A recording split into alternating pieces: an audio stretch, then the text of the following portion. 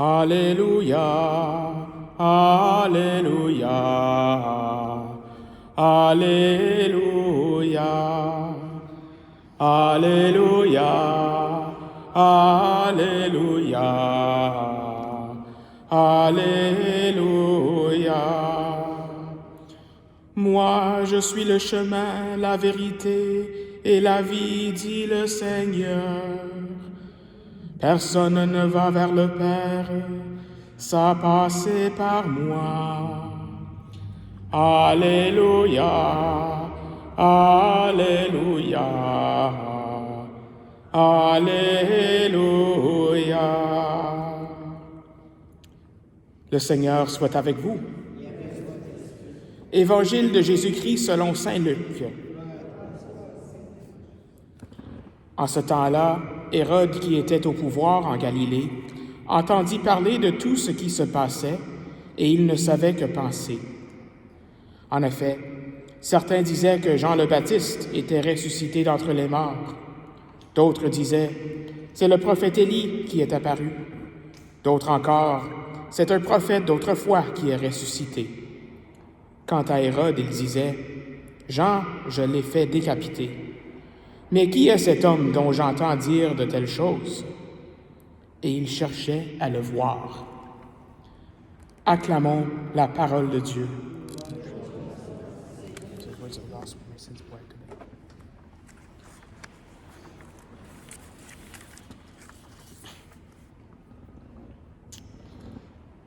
Donc aujourd'hui, dans cette première lecture, nous avons une lecture du livre du prophète Agée.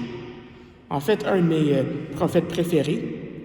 Il ne vient pas souvent dans notre lectionnaire. En fait, on le lit chaque 2 ans, donc dans les années impaires comme nous sommes.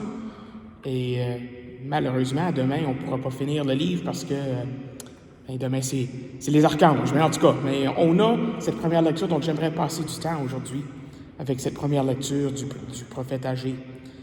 Et lui, une raison pourquoi je l'aime aussi, c'est que on a une statue de lui, le prophète Agée, dans le sanctuaire. Je ne sais pas pourquoi il est là, mais parce on a choisi 4 prophètes mineurs, mais il était un prophète dans le temps après l'exil du peuple d'Israël à Babylone. Donc, il était un prophète dans le temps de la reconstruction du temple de Jérusalem.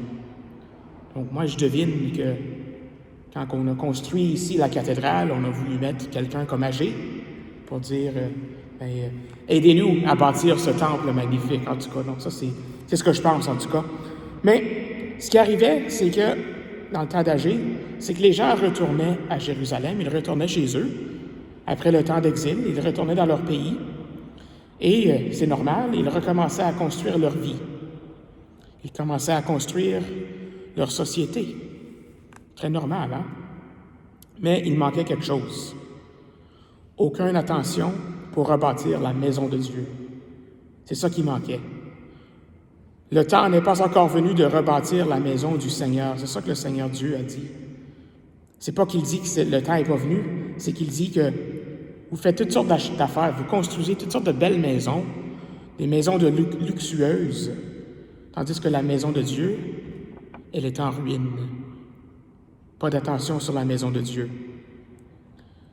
Et on voit les conséquences dans cette lecture avec des images assez vives, comme les prophètes nous montrent souvent. Agée dit, vous avez semé beaucoup, mais récolté peu.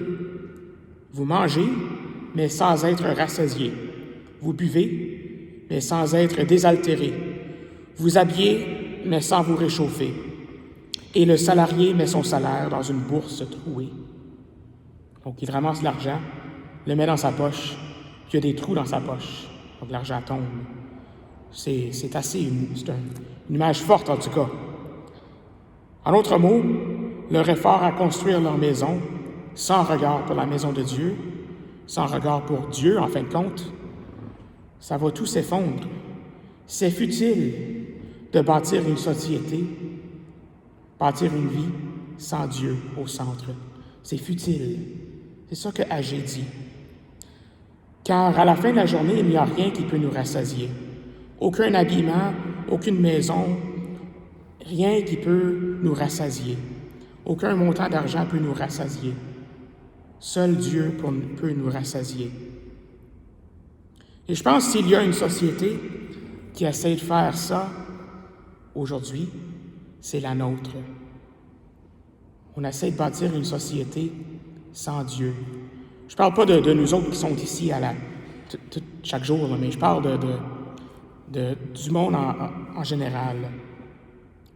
Plutôt depuis le siècle des Lumières. Vous savez, c'est quand ça, le siècle des Lumières? Ça, c'est la philosophie, la science des années 1600-1700. Donc, avec toutes ces découvertes scientifiques, avec la philosophie, tout ça a mis la raison humaine plus élevée que les vérités de Dieu, que la foi en Dieu. Et ça a produit des philosophes comme Friedrich Nietzsche, qui vont même jusqu'à dire qu'on n'a plus besoin de Dieu. Il va même dire que Dieu est mort. On n'a pas besoin de lui. On peut le faire tout seul comme être humain. Que la science et la politique emportent. Mais regardons les fruits de cela. Il n'y a pas eu un siècle avec plus de guerre, avec plus de violence, avec plus de persécution que le 20e siècle. On ne peut pas bâtir une société, on ne peut pas bâtir une vie sans Dieu. Alors je pense que les mots du prophète Agé sont importants pour nous. Et Pax Punch, de toujours placer le Seigneur Dieu au centre de toute notre vie. Tu aimeras ton Dieu de tout ton cœur, de toute ton âme, de toute ta force.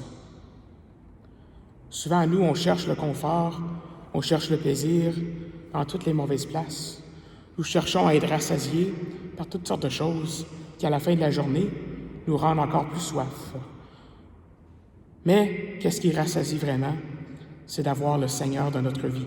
Nous, on sait ça, mais je ne sais pas si le monde le sait ça. Alors aujourd'hui, demandons au Seigneur de nous rassasier, encore une fois, par son Eucharistie, et que nous puissions, toujours par toute notre vie, lui glorifier pour que nous puissions aider à bâtir une société qui n'oublie pas la présence de Dieu, qui n'oublie pas qu'on a un Dieu qui nous aime. Amen.